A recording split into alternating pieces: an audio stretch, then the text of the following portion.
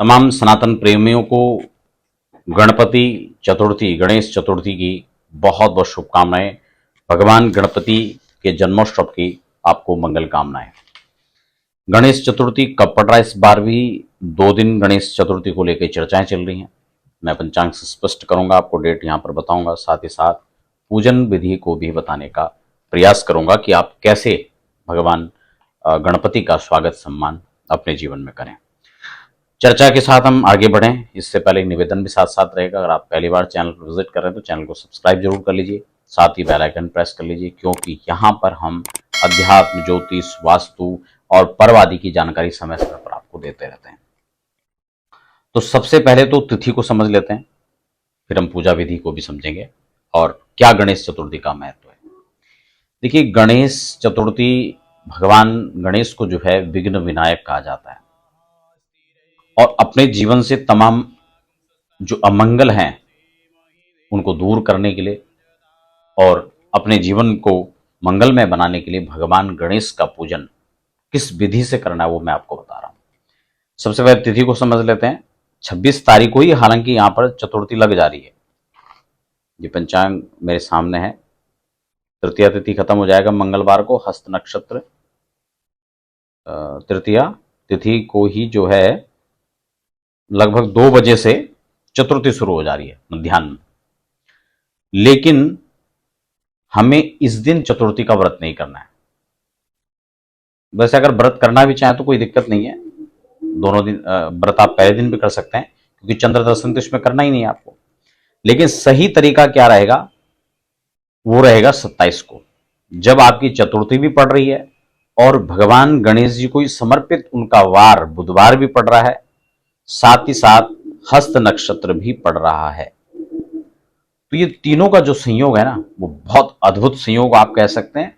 और ये कई सारे कार्यों की सिद्धि के लिए ये योग बहुत सुंदर, आप इसको समझ सकते हैं। और इसी दिन, बहुत ध्यान से समझना, इसी दिन अगर आप गणेश जी की श्वेतार्क की मूर्ति लाते हैं, क्योंकि भगवान गणपति का पूजन वैसे तो हमारे यहाँ अलग अलग विधाएं हैं। आप मिट्टी की जो है मूर्तियां बनाकर पूजन कर सकते हैं। खासकर अभी सावन में आपने देखा कि शिवार्चन जब होता है तो इसमें जो पार्थिव लिंग है उनका एक उनकी विधि है पूजा की। लेकिन केवल ऐसा ही नहीं, बंगाल में आप देखते हैं नवदुर्गा में तमाम वहां पर जो है दुर्गा जी की मूर्तियां मिट्टी से बनाई जाती हैं। तो मृणमयी मूर्ति यानी मिट्टी से मूर्ति का विधान है, धातु से विधान है, स्वर्ण आदि, उसमें धातु में कई धातु, चांदी है, सोना है, पीतल है, तांबा है, अष्ट धातु है, पंच धातु है, कई प्रकार का विधान है।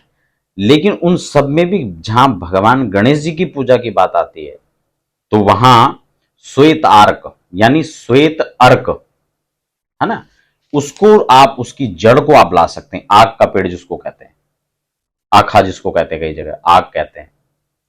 तो इसकी अगर काठ की मूर्ति है तो भी सही है, और अगर जड़ इस प्रकार की कोई मिल जाए, कई बार तो जड़ ही इस प्रकार से मिल जाती है कि गणेश जी का स्वरूप लगता है, तो ऐसी अगर मूर्ति मिल जाए, ऐसी अगर कोई श्वेतार्क की जड़ मिल जाए तो उसको इसी दिन लेकर के आ जाना, क्योंकि बहुत अच्छा संयोग भी बन रहा है इस दिन। पहले दिन जाकर के वहां उस वृक्ष की पूजा करनी है, छोटा भी मिल जाए तो भी पर्याप्त है, कोई दिक्कत नहीं है। और उनसे प्रार्थना करनी है कि कल गणेश चतुर्थी है, उनका पूजन करके और उनसे इजाजत लेकर के, प्रार्थना करके कि हम आपका जो है इस प्रकार से सेवा में आपको लेना चाहते हैं।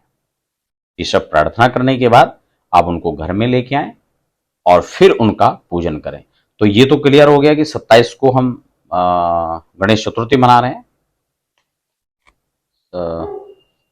हाँ, ठीक हो गया, ठीक है ना। अब पूजा विधि को थोड़ा समझ लीजिए। हम लोग क्या करते हैं कि भगवान गणेश जी का आगमन हुआ, खासकर वो साउथ वाली परंपरा जो दक्षिण में लोग जो है, प्रारंभिक में तो ये मुंबई वगैरह में ज्यादा चला था, आगमन और फिर विसर्जन। लेकिन आपने देखा होगा कि अमूमन एक बड़ा सीधा सा नियम है कि गणेश जी को जब पूजा पाठ कर्मकांड भी होता है तो उसमें ब्राह्मण लोग कहते हैं कि गणेश जी का सबका विसर्जन होता है लास्ट में।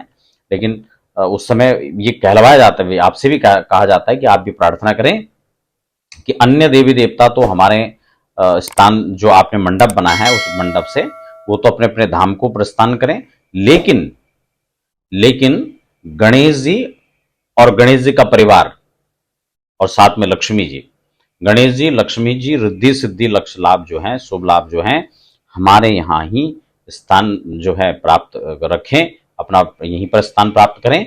और अन्य देव जो हमने आवाहन करके बुलाया था, क्योंकि सबको अपने घर में रखना जो है सहज नहीं है, उनकी पूजाएं सहज नहीं है, क्योंकि अलग अलग प्रकार के देवता हैं, अलग अलग प्रकार उनके पूजा का विधान है। तो इसलिए आप उनको समुचित रूप से पूजा नियमित करने की असमर्थता में आप उनको जो है विदा कर देते हैं, यानी उनका विसर्जन कर देते हैं। लेकिन भगवान गणपति को तब भी आप विसर्जन नहीं करते हैं। लेकिन संयोग की बात देखिए, जब आप गणेश चतुर्थी मनाते हैं तो देखा देखी पूरे भारतवर्ष में प्रचलन चल पड़ा है। बड़े बड़े गणेश जी लाए जाते हैं फाइबर के, न जाने कितने केमिकल से बना के, और फिर उनको गंगा जी में डाल के आप देखते हैं। फिर गणेश विसर्जन के बाद गणेश जी का कहीं हाथ टूटा हुआ है, कहीं कुछ कह नहीं सकते, शब्दों का विषय नहीं है। तो पता नहीं पूजा करते हैं या अपमान, वो तो आप कभी चिंतन करना इस पर, या जो लोग करते हैं वो भी चिंतन करें, और जो देखते हैं वो दूसरों को समझाएं थोड़ा सा। तो हमें करना क्या है, भगवान गणेश जी का विशेष पूजन है, अष्ट द्रव्य से विशेष पूजन है, लेकिन वो आप नहीं भी कर पा रहे हैं तो आप गणेश जी की 108 नाम से, वैसे तो 1000 नाम से उनका जो है पूजन विधि का है, अर्चन का विधान आता है।